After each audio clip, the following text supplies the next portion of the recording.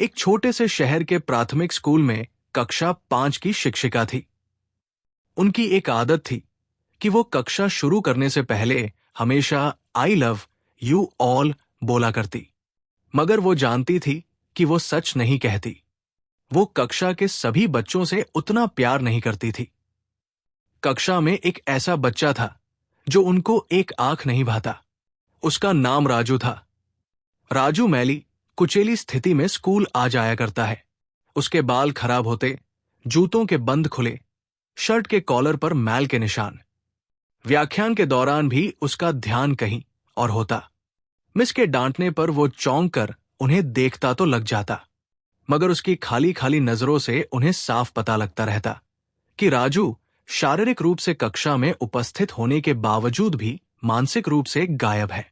धीरे धीरे मिस को राजू से नफरत सी होने लगी। क्लास में घुसते ही राजू मिस की आलोचना का निशाना बनने लगता। सब बुराई उदाहरण राजू के नाम पर किए जाते। बच्चे उस पर खिलखिलाकर हंसते और मिस उसको अपमानित करके संतोष प्राप्त करती। राजू ने हालांकि किसी बात का कभी कोई जवाब नहीं दिया था मिस को। वो एक बेजान पत्थर की तरह लगता, जिसके अंदर महसूस नाम की कोई चीज नहीं थी। प्रत्येक डांट, व्यंग्य और सजा के जवाब में वो बस अपनी भावनाओं से खाली नजरों से उन्हें देखा करता और सिर झुका लेता। मिस को अब इससे गंभीर चिढ़ हो चुकी थी। पहला सेमेस्टर समाप्त हो गया और रिपोर्ट बनाने का चरण आया तो मिस ने राजू की प्रगति रिपोर्ट में ये सब बुरी बातें लिख मारी।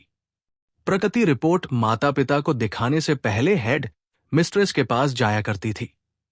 उन्होंने जब राजू की रिपोर्ट देखी तो मिस को बुला लिया।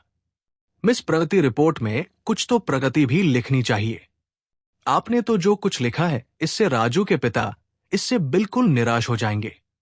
मैं माफी मांगती हूं, लेकिन राजू एक बिल्कुल ही अशिष्ट और निकम्मा बच्चा है। मुझे नहीं लगता कि मैं उसकी प्रगति के बारे में कुछ लिख सकती हूं। मिस घृणित लहजे में बोलकर वहां से उठाई। हेड मिस्ट्रेस ने एक अजीब हरकत की। उन्होंने चपरासी के हाथ मिस की डेस्क पर राजू की पिछले वर्षों की प्रगति रिपोर्ट रखवा दी। अगले दिन मिस ने कक्षा में प्रवेश किया तो रिपोर्ट पर नजर पड़ी। पलटकर देखा तो पता लगा कि ये राजू की रिपोर्ट है। पिछली कक्षाओं में भी उसने निश्चय ही यही गुल खिलाए होंगे। उन्होंने सोचा और कक्षा 3 की रिपोर्ट खोली। रिपोर्ट में टिप्पणी पढ़कर उनकी आश्चर्य की कोई सीमा न रही जब उन्होंने देखा कि रिपोर्ट उसकी तारीफों से भरी पड़ी है। राजू जैसा बुद्धिमान बच्चा मैंने आज तक नहीं देखा। बेहद संवेदनशील बच्चा है और अपने मित्रों और शिक्षक से बेहद लगाव रखता है। अंतिम सेमेस्टर में भी राजू ने प्रथम स्थान प्राप्त कर लिया है। मिस ने अनिश्चित स्थिति में कक्षा 4 की रिपोर्ट खोली। राजू ने अपनी मां की बीमारी का बेहद प्रभाव लिया। उसका ध्यान पढ़ाई से हट रहा है। राजू की मां को अंतिम चरण का कैंसर हुआ है। घर पर उसका और कोई ध्यान रखने वाला नहीं है, जिसका गहरा प्रभाव उसकी पढ़ाई पर पड़ा है।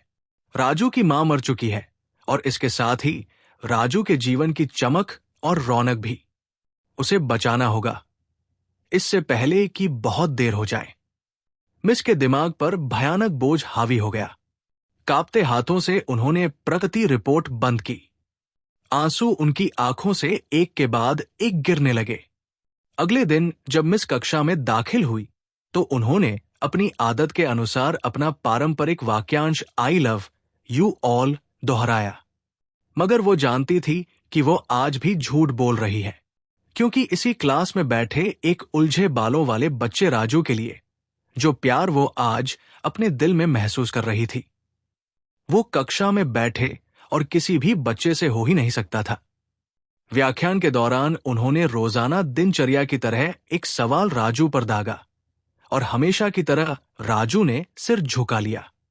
जब कुछ देर तक मिस से कोई डांट फटकार और सहपाठी सहयोगियों से हंसी की आवाज उसके कानों में न पड़ी तो उसने अचंभे में सिर उठाकर उनकी ओर देखा। अप्रत्याशित उनके माथे पर आज बल न थे। वो मुस्कुरा रही थी। उन्होंने राजू को अपने पास बुलाया और उसे सवाल का जवाब बताकर जबरन दोहराने के लिए कहा। राजू 3-4 बार के आग्रह के बाद अंततः बोल ही पड़ा। इसके जवाब देते ही मिस ने न सिर्फ खुद खुशानदाज होकर तालियां बजाईं, बल्कि सभी से भी बजवाई। फिर तो ये दिनचर्या बन गई। मिस हर सवाल का जवाब अपने आप बताती और फिर उसकी खूब सराहना तारीफ करती। उसके बाल अब कुछ हद तक सुधरे हुए होते, कपड़े भी काफी हद तक साफ होते, जिन्हें शायद वो खुद धोने लगा था। देखते ही देखते साल समाप्त हो गया और राजू ने दूसरा स्थान हासिल कर लिया, यानी दूसरी क्लास। विदाई समारोह में सभी बच्चे मिस के लिए सुंदर उपहार लेकर आए और मिस की टेबल पर ढेर लग गए। इन खूबसूरती से पैक हुए उपहार में एक पुराने अखबार में बंद सलीके से पैक हुआ एक उपहार भी पड़ा था। बच्चे उसे देखकर हंस पड़े। किसी को जानने में देर न लगी कि उपहार के नाम पर यह राजू लाया होगा। मिस ने उपहार के इस छोटे से पहाड़ में से लपक कर उसे निकाला। खोलकर देखा तो उसके अंदर एक महिलाओं की इत्र की आधी इस्तेमाल की हुई शीशी और एक हाथ में पहनने वाला एक बड़ा सा कड़ा था, जिसके ज्यादातर मोती झड़ चुके थे। मिस ने चुपचाप इस इत्र को खुद पर छिड़का और हाथ में कंगन पहन लिया। बच्चे ये दृश्य देखकर हैरान रह गए, खुद राजू भी। आखिर राजू से रहा न गया और मिस के पास आकर खड़ा हो गया। कुछ देर बाद उसने अटक अटक कर मिस को बताया कि आज आप में से मेरी मां जैसी खुशबू आ रही है। समय पर लगाकर उड़ने लगा। दिन सप्ताह, सप्ताह महीने और महीने साल में बदलते भला कहां देर लगती है। मगर हर साल के अंत में मिस को राजू से एक पत्र नियमित रूप से प्राप्त होता, जिसमें लिखा होता कि इस साल कई नए टीचर से मिला, मगर आप जैसा कोई नहीं था। फिर राजू का स्कूल समाप्त हो गया और पत्रों का सिलसिला भी। कई साल आगे गुजरे और मिस रिटायर हो गई।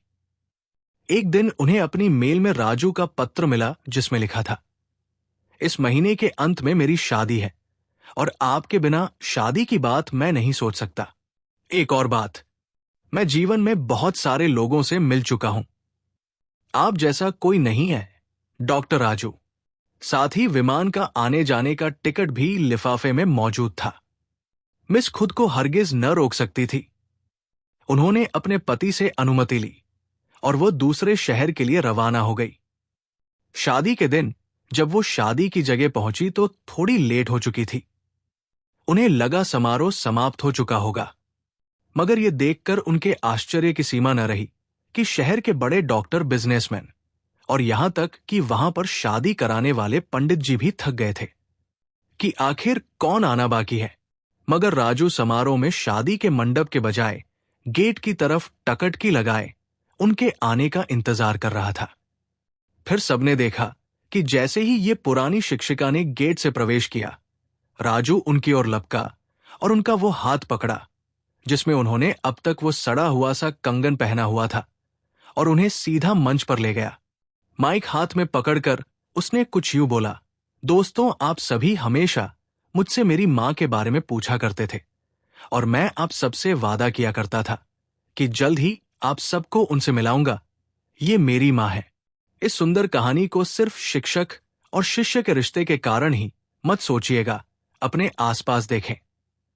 राजू जैसे कई फूल मुरझा रहे हैं जिन्हें आपका जरा सा ध्यान, प्यार और स्नेह नया जीवन दे सकता है।